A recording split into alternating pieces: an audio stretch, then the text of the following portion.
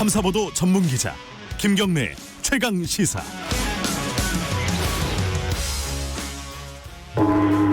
최강 시사 정치 사이다.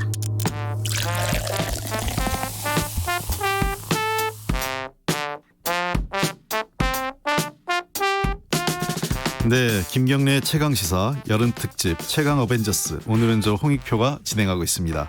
답답한 정치, 고여있는 정치, 묵은 정치는 가라. 여의도 정치의 젊은 피가 떴습니다. 김남국, 이준석 김남국의 정치사이다. 매주 월요일 더불어민주당 김남국 의원, 미래통합당 이준석 전 최고위원 두 분 모시고 전국의 뜨거운 현안 다뤄보는 시간입니다. 오늘도 두 분 나와 계셨습니다. 먼저 야당부터 먼저 하겠습니다. 미래통합당 이준석 전 최고위원 나오셨습니다. 네, 안녕하세요. 네, 안녕하십니까. 고생 중이십니다, 의원님. 네, 그리고 더불어민주당 김남국 의원 나오셨습니다. 안녕하세요. 네, 안녕하세요. 안산 단원들의 김남국입니다. 네, 정치인 다 되셨네요. 예. 네, 김경래 최강시사 여름 특집 최강 어벤져스 유튜브에서 검색하시면 실시간 방송 보실 수 있습니다. 문자와 콩으로도 참여하실 수 있는데요. 짧은 문자 50원, 긴 문자 100원이 드는 샵 9730 무료인 콩 어플에서 의견 보내주십시오. 자, 오늘은 지금 계속 화제가 되고 있는 그 부동산 정책 얘기하겠는데 정부 여당이 부동산 정책 둘러싼 공방들 좀 짚어봐야겠습니다. 지난주에 임대차 3법 통과됐지 않습니까? 그리고 국무회의에서 의결해서 바로 지금 법 시행이 들어갔는데 자, 이 법에 대해서 그 야당에서도 비판이 많습니다. 주호영 통합당 원내대표가 SNS를 통해 전세제도를 이 땅에서 완전히 없애버릴 부동산 입법을 군사작전하듯이 처리했다, 이 주장하고 계신데요.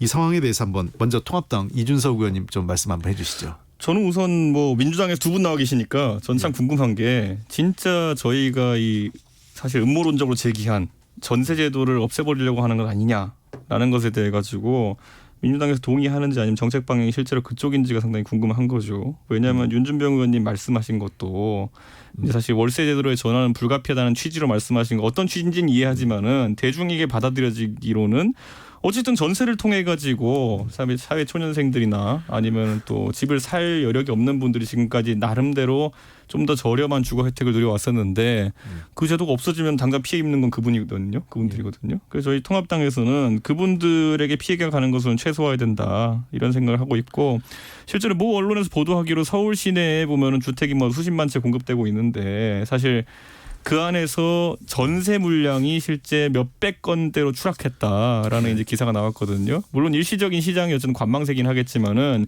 진짜 전세 물량이 걷어지게 된다면은 당장 서민 주거 안정에 상당한 문제가 되지 않을까, 예. 그런 생각해서 저희는 강력 규탄합니다. 예, 자, 그럼 여기 전세제도 지적을 하셨어요. 이번 법이 전세를 다 월세로 전환하는 것 아니냐, 이 문제제기인데 어떻게? 네, 그래서 제가 그 최근 10년 동안 나온 여러 가지 민간 연구소의 연구 보고서 이런 것들을 쭉 살펴봤는데요. 전세제도가 줄어든다라고 하는 것은 이 임대차 3법의 영향보다는 오히려 시장의 금리와 그리고 주택 수급과의 관련성이 크다라는 그런 연구 보고서 내용이 많았고요. 지금 직접적으로 이 임대차 3법이 영향을 미친다라고 판단하기에는 좀 이르다라는 그런 생각이 듭니다. 결국 이 보증금을 받아서 목돈의 보증금을 안전하게 굴릴 투자처와 안전하게 금리가 보장되는 그런 것들이 있어야 되는데 그런 것들이 없기 때문에 좀 더 수익률을 높이기 위해서 월세로 전환한다라는 그런 취지인데요. 사실 이것은 윤희숙 의원님께서도 지적을 하셨듯이 시장의 여러 가지 금리와 관련된 것이 더 크기 때문에 이것을 직접적으로 임대차 3법 때문이다라고 이렇게 말하기는 저는 어렵다고 생각이 들고요. 그런 점에서 주호영 원내대표가 이 임대차 3법이 마치 전세제도를 없앨 법인 것처럼 호도하는 것 자체가 굉장히 좀 안타깝다라는 생각이 듭니다. 오히려 이 임대차 3법은 최근 주택시장의 불안정과 집값 급등으로 인해서 임차인들이 굉장히 어려워졌잖아요. 뭐 월세나 전세 가격이 주택 가격을 따라가지는 못했지만 그러나 최근에 여러 가지 부동산 시장이 불안하면서 굉장히 어려움을 겪고 있는 것은 임차인이기 때문에 이 임대차 3법이 임차인을 보호하기 위한 것임에도 불구하고 마치 이것이 임차인의 지위를 더 어렵게 하는 것처럼 호도하는 게 좀 안타깝다 생각이 들고요. 만약 야당에서 지적하는 이게 전세가 월세를 가속화한다라고 한다면 거기에 좀 구체적인 근거를 대서 이야기하는 게 필요하지 않을까 생각이 듭니다. 근거 이전에 지금 이미 시장에서 매물을 걷어들이고 있다는 것이 현실로 드러나고 있기 때문에 지금 저희 학술적 토론을 할 상황 상황은 아닌 것 같다 이런 생각하고 저는 뭐 민주당에서 지난주 초를 거치면서 상당히 이제 대응 방법이 전환이 된 것이 이제 보이는데 실질적으로 오히려 공세적으로 저희 미래통합당에 나오기 시작했습니다. 그래가지고 2014년에 입법되었던 어떤 재건축 활성화 법안들이 오히려 지금 6년 지나가지고 부동산 가격 상승을 부추기고 있다라는 취지로 말씀하셨는데 사실 저는 그 부분도 그러면 어떻게 검증이 된 것인지 저는 한번 여쭙고 싶고 왜냐하면 정부 정책이나 이런 어떤 공급책 같은 것들이 6년이 지나서 가격 상승을 이끌 정도로 효과가 느리게 나타난다고 한다면은 지금 정부가 펼치는 그럼 부동산 정책들은 6년 뒤 효과 나오는 겁니까? 저는 지금 나오는 정책들은 사실 문재인 정부 들어서 가지고 있었던 여러 가지 부동산 정책 22번이라고 했잖아요. 지금 22타수 무한타입니다. 그 정책들의 효과가 아닐까 싶습니다.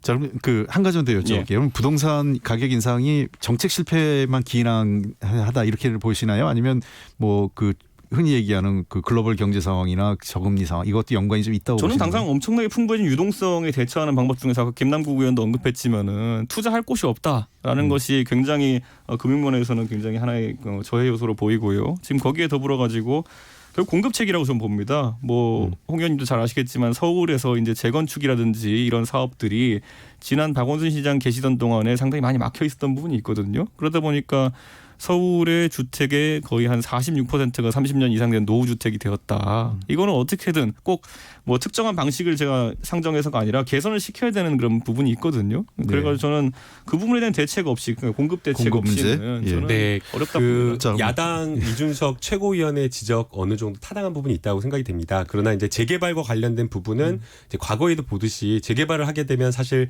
그 주변의 집값을 끌어올리고 또 여러 가지 부작용을 작용하는 측면이 있었기 때문에 사실 이 부분에 정부가 조심스러웠던 측면이 있고요. 그럼에도 불구하고 재개발의 용적률이나 이러한 어떤 수익을 환수하는 방법 뭐 임대주택을 공공임대주택을 활성화한다거나 공급을 늘린다거나 여러 가지 방법으로 재개발의 초과이익이나 이런 것들을 줄이면서 부작용을 줄이면서 공급을 늘릴 수 있기 때문에 이미 지금 정부에서 그 이준석 최고위원이나 야당에서 이야기하는 그 정책을 포함시켜서 논의를 하고 있기 때문에 이 부분은 좀 지켜봐야 될 것 아니, 같아요. 공공임대를 어디다 공급하겠다는 겁니까? 태릉 골프장입니까? 아니요. 대개 그 재개발과 관련되어서 용적률을 늘려지면 공급이 좀 늘어나잖아요. 그런 부분에 있어서 그 이익을 재개발 조합이나 그 조합원들에게 돌리는 것이 아니라 공공에게 돌아갈 수 있도록 한다라는 겁니다. 20% 임대 지으라고 하는 그 얘기 말씀인가요? 그것보다 더 늘렸으면 좋겠습니다. 예. 자 그러면 그 공공임대주택 늘리는 부분 지금 이제 갑자기 공공임대주택으로 넘어가 버렸는데 공공임대주택에 대해서 늘리는 거는 어떻게 생각하세요? 저는 뭐 찬성인데 결국 부지 문제죠. 부지를. 공공임대주택이라 함은 기존의 어쨌든 민영임대주택보다 상당히 저렴해야 되고 그리고 공급량이 어느 정도 확보가 되어야 되는데 서울 내 그 부지를 마련하기 어렵습니다. 그렇기 때문에 만약에 지금 언급되는 태릉 골프장이라든지 아니면 뭐 그린벨트 풀지 않겠다고 하셨지만 외곽 주변에 만든다고 한다면은 첫째로 그렇게 공급되는 공공임대주택들은 사실 지금 젊은 세대가 원하는 서울시 계내에 있는 신축 주택과는 다른 상품이 돼버립니다. 우선 형식 자체가 자가보유와 임대로 갈리고요. 그리고 입지 조건 자체가 직주 근접성 때문에 지금 이제 서울 안쪽으로 들어오려고 하는 건데. 근데 이제 지금 그 김남국 의원이 그 재개발 재건축하면서 도심 안에 그러니까 뭐 그린벨트나 외곽 지역이 아니라 안에다 짓겠다 이런 내용을 하신 건데요. 저는 그 부지가 어딘지 말했으면 좋겠습니다. 지금 예를 들어 재건축 재개발을 하면서 사실 사업성이라는 것도 담보돼야 되는데 그걸 자가 공급이 아니라 임대주택으로 한다 했을 때 어느 정도의 재정 지원이 들어갈 수 있을지 저는 이 부분 뭐 이재명 지사도 비슷하게 언급을 하셨지만은 그 재정 지원의 현실성에 따라 가지고 그 아이디어는 이제 갈릴 것이다. 그러다 보니까 그런 어떤 보상의 문제라든지 아니면 재정의 문제가 안 들어가는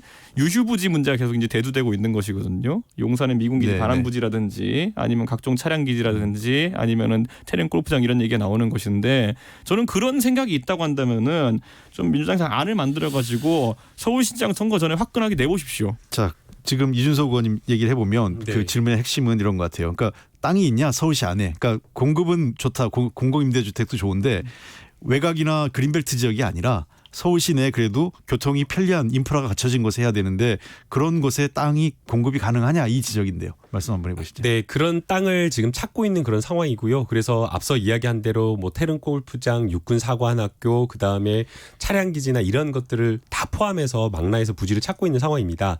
이런 부분에 있어서도 또 사실 공급이 또 부족할 수 있기 때문에 용적률을 사실 조금 더 전향적으로 상향하고 또 앞서 이준석 최고가 이야기를 한 대로 재개발, 재건축과 관련된 부분의 용적률을 좀 높여주는 대신에 그 재개발을 통해서 장기 뭐 임대주택이나 이런 것들을 공급을 늘리는 그런 방향까지 좀 포함을 하고 있고요. 없다 할 것이 아니라 방법을 좀 찾아가지고 이 부분에 있어서는 여야가 좀 합심해서 공급을 그리고 장기적으로 안정적으로 늘리는 게 좀 필요하지 않나 생각합니다. 임대주택을 만약 재개발 재건축에 넣으면 자기 재산권 침해다 뭐 조합에서 뭐 이런 데서 좀 부정적일 것 같기도 한데 그 부분에 대해서는 어떻게 말씀하시겠어요? 네, 뭐 재산권 침해가라고 이야기를 할 수는 있겠지만 그러나 뭐 완전히 수익 내는 것을 다 제한을 하거나 아니면 재개발 재건축을 막는다라고 하면 모르겠지만 재개발 재건축을 보다 빠르게 더 활성화시켜주고 재산권 행사를 도와주면서 이익과 관련된 부분을 제한하는 것이기 때문에 이것을 재산권 뭐 적극적인 침해다라고 보기에는 좀 어렵다라고 생각이 들고요. 또 재산권의 일부 침해가 있다고 하더라도 의식주 중에 주거라고 하는 것은 인간이 살아가는 데 가장 기본적인 것이기 때문에 이것을 통해서 이익을 누리려고 하는 것보다 주거의 어떤 공적인 어떤 권리가 훨씬 더 크다라고 저는 생각이 저는 듭니다. 그래서 예전에 박근혜 정부 때도 보면은 청년용 이제 주택 짓기 위해 가지고 철도 부지를 활용한다든지 이런 아이디어들이 있었거든요. 좀 여당이 그런 것들 열거했으면 좋겠어요. 좋은 아이디어라고 저는 생각이 박 듭니다. 시장님 때도 예. 보면은 이제 생각해 보면은 예를 들어 내부 순환로 같은 경우에는 그 위에 상부 공간에 어떤 주택을 짓는다든지 북부간선 이런 것들 아이디어가 나왔었는데 그거 좀 패키지화해서 냈으면 좋겠습니다. 그게 없이 이제 계속 이제 말만 나오다 보면은 결국 언급되는 차량 기지라든지 아니면 태릉 골프장 이런 것들은 주민 반발이 상당히 거셀 것이거든요. 그런 부지들은. 그렇기 때문에 공공 임대주택에 맞는 어떤 부지들을 많이 찾아내고 그 안에서 재건축 같은 경우도 아까 언급됐지만은 저는 사업성과 그리고 이런 어떤 공공성 충분히 맞출 수 있다고 봅니다. 그게 이제 용적률이 키가 될 텐데 역세권 위주로 상당히 가능성 있는 아이디어들이 있다 이렇게 봅니다.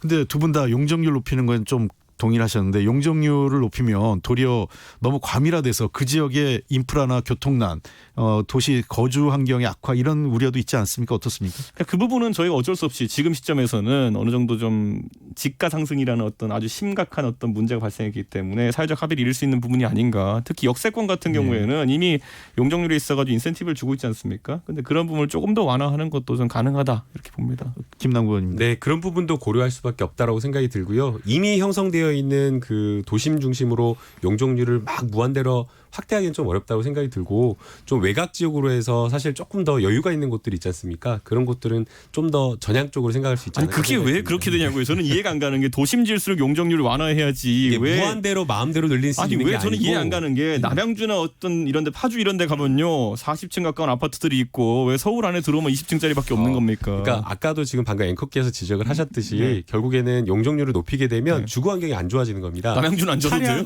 차량이나 이러한 것들이 굉장히 막혀가지고 정말 네. 교통체증이 심한 이런 문제들도 있기 때문에 왜 못 늘리냐 그렇게 단순하게 생각할 건 아니라고 생각이 들어요. 두 분 얘기를 합해 보면 용적률을 높이는 건 뭐 두 분 다 동의하시는데 도시 환경을 감안해서 어디까지 할 건가에 대해서는 조금 더 사회적 합의가 필요한 그리고 부분인 것 저는 같아요. 이번에 뭐 이재명 지사도 새로운 예. 형태 주택 공급에서 얘기했지만은 전 여당이 공공임대주택 특히 젊은 세대가 주택에 대해 가지고는 주택 형태도 다변화 좀 했으면 좋겠어요. 예, 아무래도 지금 그것 때문에 청취자 문자를 좀 읽어드리고 해야 될 것 같은데 0285님이 이런 얘기하십니다.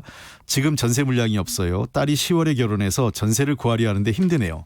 그다음에 1004님이 노지역 재개발 빨리 추진하면 좋겠어요. 50층 아파트 지금 안 되나요? 이런 얘기 하셨는데 지금 아까 우리 뭐 노지역 재개발이나 고밀도화에 대해서는 이미 얘기가 됐기 때문에 지금 아마 전월세 관련돼서 전세 물량이 없어진다. 이 임대차 시장에 대해서 조금 논의를 좀 했으면 좋겠거든요. 네. 안 그래도 지금 그 5분 발언 윤희숙 의원 발언 중에서 월세 아까도 이미 처음에 좀 됐지만 월세가 전세가 줄어들고 월세로 간다. 또 월세 가격이 폭등할 거다. 이런 우려가 있는데 자 그냥 그 문제를 놓고 그러면 어떻게 하면 좋겠냐 하는 겁니다.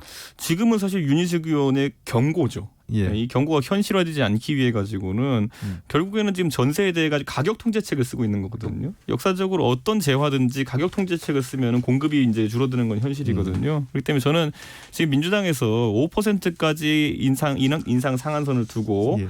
저는 또 더 우려되는 것이 지자체장이 그 안에서 또 정할 수 있게 돼 있지 않습니까? 예. 그렇다 보니까 저는 굳이 거론하자면 이재명 지사 같은 분들 더 낮게 설정하는 거 아니냐 이런 우려를 지금 하고 있는데 사실 가격 통제책을 좀 완화할 필요가 있다. 예. 왜냐하면 시장 상황이라는 건 언제든지 변할 수 있는 것인데 5%라는 그 가격 통제 상한선 때문에 많은 집주인들이 불안해하는 건 아니냐. 저는 예. 그 부분에 대해서는 유예 조치를 좀 두는 것이 어떠냐 이런 생각을 하게 됩니다. 김남구 의원님은요? 네, 윤희숙 의원님의 발언을 좀 이렇게 쭉 찬찬히 살펴봤는데요. 그러니까 윤희숙 의원님의 발언은 결국에는 이 임대차 3법, 임차인에 대한 주거권을 보장하고 강화하는 것에 대해서는 동의하지만 이 임대차 3법이 전세를 월세로 전환하는 걸 가속화한다라고 주장을 하시는 것 같습니다.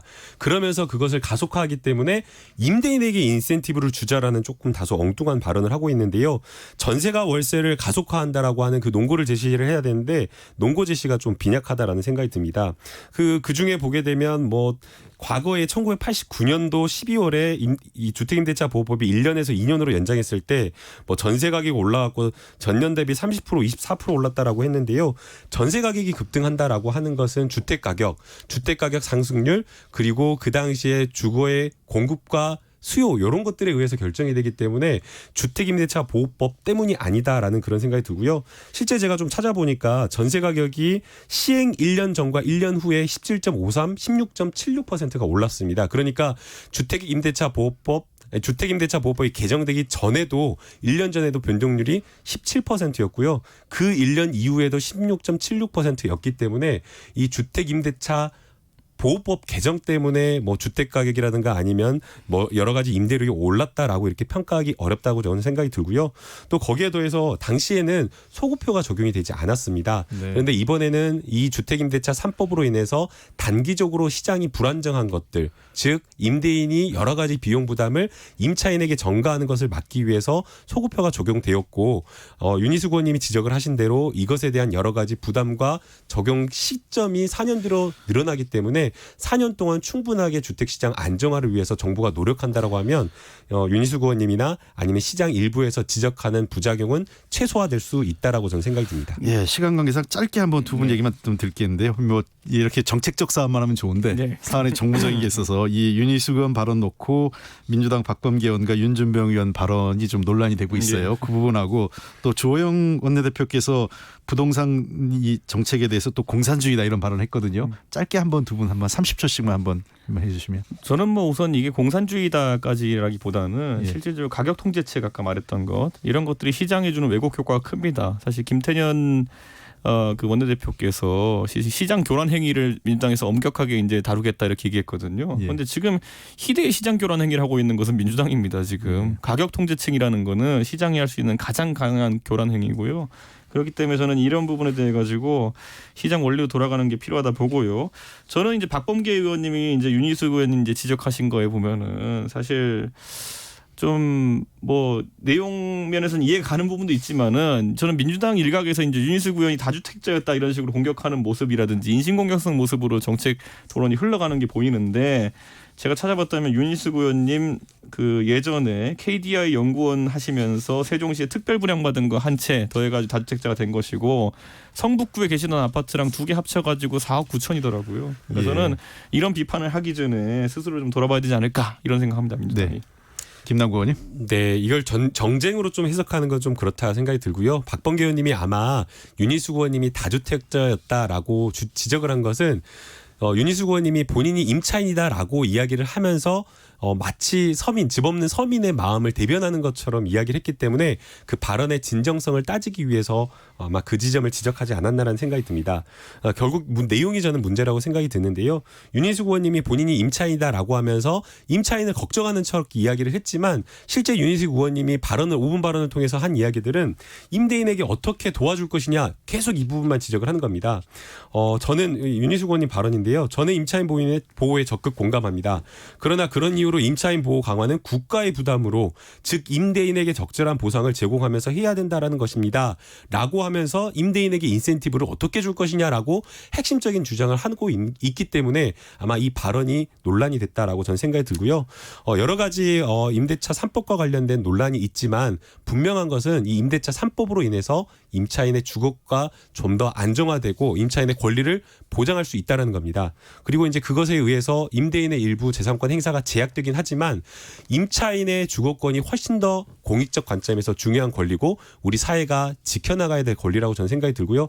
임대인의 권리도 중요하지만 그보다 주거권 강화, 임차인의 이런 어떤 사회적 지위를 높여주는 게 필요하다고 생각이 짧게만 듭니다. 이제 마지막으로 윤준석 의원님이 짧게만. 네. 그 영상 보면서 그 발언 보면서 많은 분들은 큰 틀에서 윤희숙 의원이 전세가 이제 사라져간다, 월세로 전환되어 간다라는 그것에 대해 가지고 상당히 우려를 표시하고 있는 것이고 김남국 의원이 말한 디테일 같은 경우에는 민주당 분들이 이제 좀 지적하기 위해서 보는 것 같은데 우리 청취자 여러분께서 샵 9730으로 여러분의 지금 이 전세 사라지는 것에 대한 의견을 많이 보내주시면은 아마 갑자기 민주당의 앵커가 두 분 돼버렸는데 의원님께서 아마 민심을 알 수 있지 않을까 싶습니다. 샵 예. 9730입니다. 그 가속화되는 그 예. 구체적 농고를 전 제시해야 된다고 생각이 들고요. 시장의 불안감이나 이런 것들을 조장하고 야기해서 정치적 공세로 활용하는 것은 매우 부적절하다고 문자 봅니다. 읽으세요. 문자. 예. 자, 이게 아마 부동산 문제가 정책적 사안이기도 하면서 워낙 오랫동안 정치적 사안도 있기 때문에 이 논란이 좀 계속되는 것 같습니다. 자, 그러면 샵 9730으로 청취자 여러분 문자 보내주실 때 짧은 문자 50원, 긴 문자 100원 꼭 해주십시오. 자, 그럼 청취자 문자를 하나 소개해드리겠습니다. 이거 제가 하기에 좀 부끄러워서 자꾸 하는데 우리 제작진께서 자꾸 올려주셔가지고 근두님, 한국의 킹스맨 콜린퍼스 홍익표 의원님 이렇게 해서 보냈는데 감사하고요. 특히나 오늘 이준석 의원 최고위원님하고 김남구 의원님은 각각 5일 수요일이죠. 그리고 6일 목요일에 최강시사 스페셜 앵커로 나섰습니다. 많은 청취 바라겠고요. 지금까지 이준석 전 최고위원 김남국 의원이었습니다. 두 분 감사합니다. 네, 감사합니다.